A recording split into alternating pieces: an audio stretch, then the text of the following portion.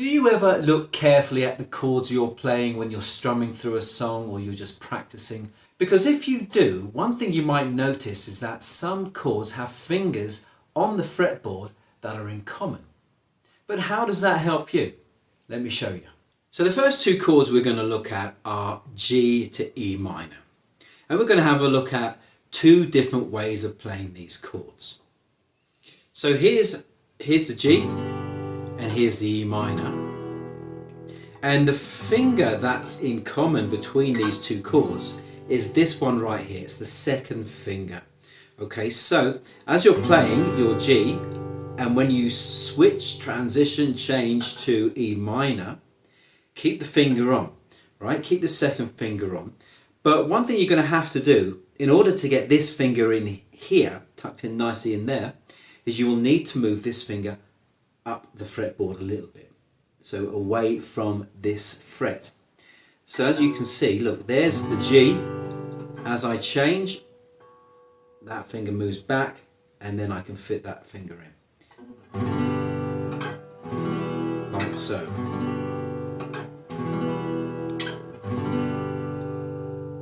Now another way of playing G is with the first, second and third finger, like this. And another way of playing E minor is with the first and second finger. So instead of having the second finger as an anchor, you've got this finger here, the first finger, and it's doing exactly the same. So when you change from G to E minor, the first finger will move back a little bit, giving enough space for the second finger to come in. And the reason why you're moving back and forward with both sets of shapes is if you don't, and you put the right and you play that finger like that, if it's not tucked in but nicely behind on that second fret, you will have some kind of buzzing. It's pretty horrible.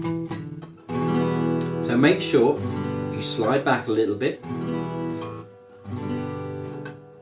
with both shapes. Here's G and here's C. And you'll notice that this version of C is using all four fingers. And I love this particular way actually because it's a nice full sounding chord. And so from G to C, so G to C, the finger that's in common is this third one here. And that one keeps you nicely on the fretboard as you're changing.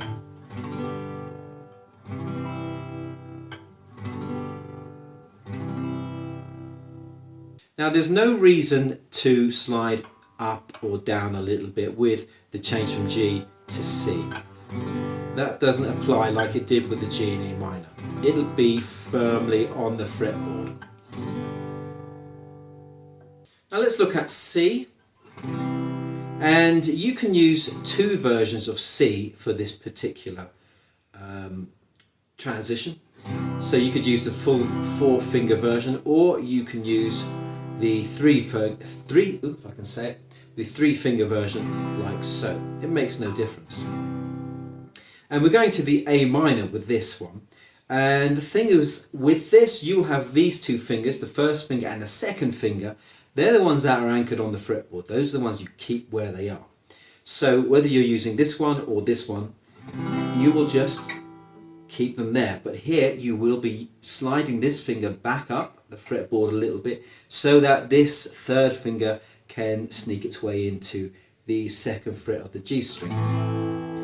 So like this, like that. And then when you go back to C, this finger will slide up a little closer to the fretboard. Then you'll see that first finger doesn't move at all. Before we move on to the next set of chords that we're going to work on transitioning, let's do a little bit of practice. For this first practice progression, it's G and E minor repeated a number of times. Use whichever version of the G or E minor chord. And we'll keep this nice and slow with a simple down strum, okay? Here we go. 1, 2, 3, 4.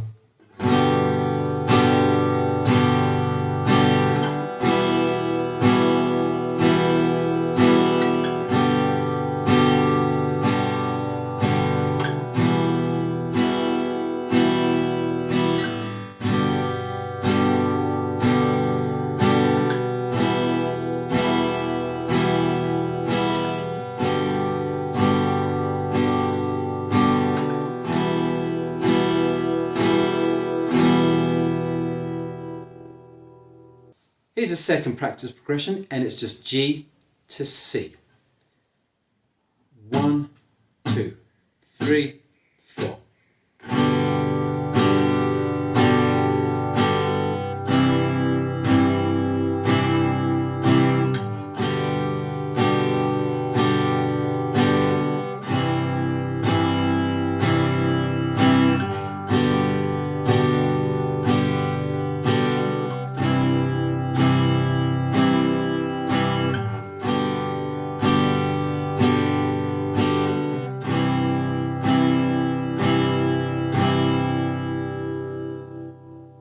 Here's a third progression, and now it's getting a little more complicated because we're going to be using G, C, and A minor.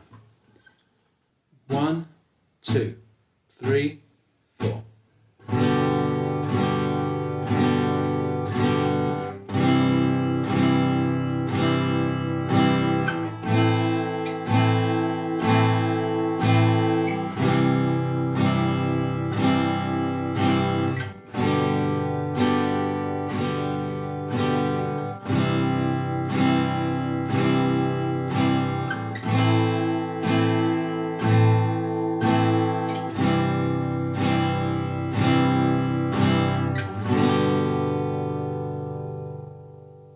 C, G, E minor, C. 1, 2, 3, 4.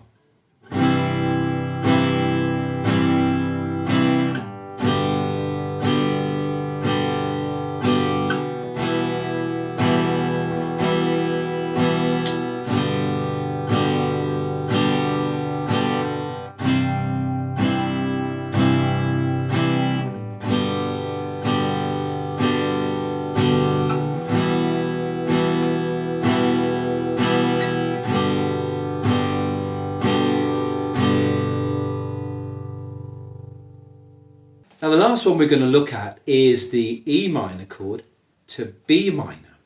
Now this one is probably the most difficult of the lot, but certainly something that you should be looking at improving.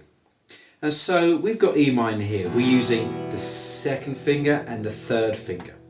And look, keep this finger on, keep the third finger on, and then slide up 1, 2 to the 4th fret, and then put the B minor chord shape on like so. So once again, look, there's the E minor. Take that finger off, slide up, put the rest of the shape on.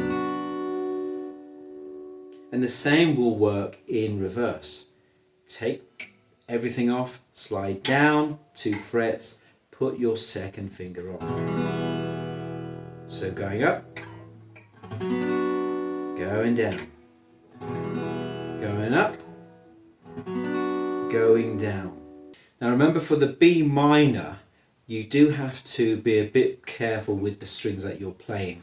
You can't play all 6 strings. So your thumb and your, what's that finger? Your third finger is going to be dampening the 5th and the 6th string in order to avoid that noise.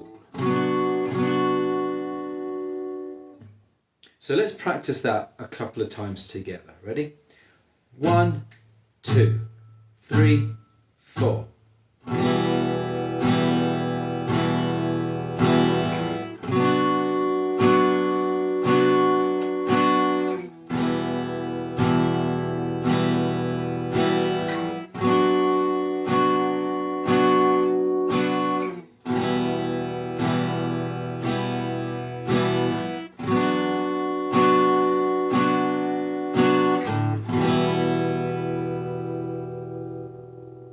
Now do this a lot, practice a lot. In order to get your muscle memory developed, you need to practice. So if you do it for like 5 minutes a week, it's not going to help you. So you need to do this often, and you need to do this every day.